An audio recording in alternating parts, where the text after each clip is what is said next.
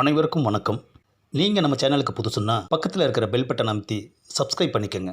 தொடர்ந்து எல்லா வீடியோக்களையும் நீங்கள் பார்க்கலாம்.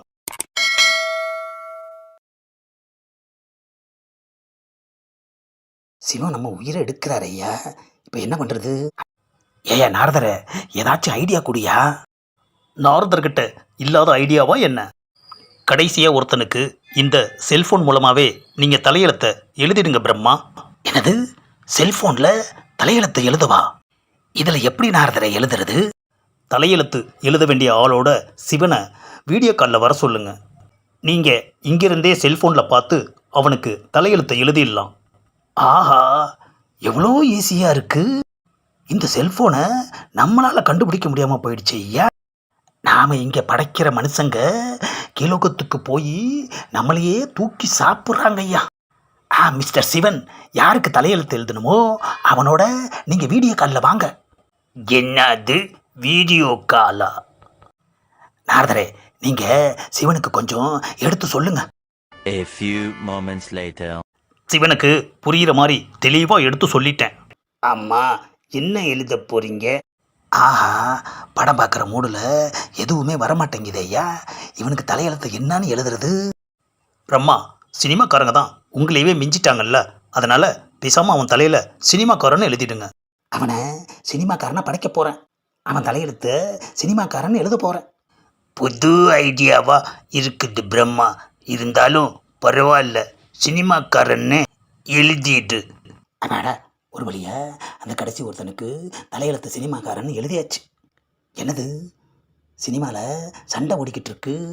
என்ன நாரதா, அந்த ஹீரோவை யாராலையும் அடிக்க முடியல, ஆனால் அவர் மட்டும் பறந்து பறந்து எல்லாரையும் அடிச்சிட்ருக்காரு. ஹீரோ எது செஞ்சாலும் மக்கள் ஏற்றுக்குவாங்க. என்னையா இது? மக்கள் கேள்வி கேட்க மாட்டாங்களா? கேள்வி கேட்க முடியாதபடி தானே நீங்கள் அவங்களுக்கெல்லாம் தலையெழுத்தை எழுதியிருக்கீங்க.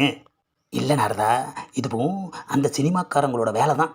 அவங்க எடுக்கிறதெல்லாம் பார்த்தாகணுன்ற தலையெழுத்துக்கு மக்களை கொண்டு வந்துட்டாங்க. இனியும் அது கூடாது. அவங்க தலையெழுத்தெல்லாம் மாற்றி எழுதுறேன். என்ன சுவாமி, உங்களையே இன்னொரு ஷோ பார்க்குற அளவுக்கு தூண்டலியா இந்த படம்?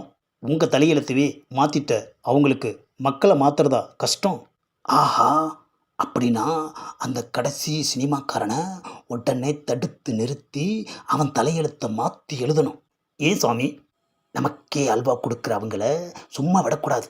வாங்க தேடுவோம். Later. எல்லா இடத்துலையும் தேடிட்டோம். அந்த கடைசி தலையெழுத்து எழுதணுன்னு கண்டுபிடிக்க முடியலையே. அதோ அங்கே வந்துக்கிட்டு இருக்கான் பாருங்க. ஆஹா, கண்டுபிடிச்சிட்டேன். ஆமாம், யார் நீங்கள்? நான் தான் உன்னை படைச்ச பிரம்மா.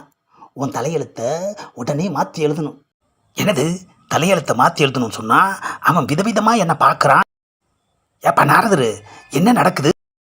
அவர் டைரக்டர் ஆங்கிளில் உங்களை விதவிதமாக பார்க்குறாரு.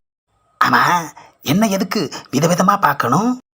என்னோட அடுத்த படத்தோட ஹீரோ நீங்கள் தான். என்னது, நான் ஹீரோவா? ஆஹா, நம்மளையும் சினிமாக்காரனாக்கிட்டானே ஐயா. இந்த பதிவை லைக் பண்ணுங்கள், ஷேர் பண்ணுங்கள், மறக்காமல் சப்ஸ்கிரைப் பண்ணுங்கள்.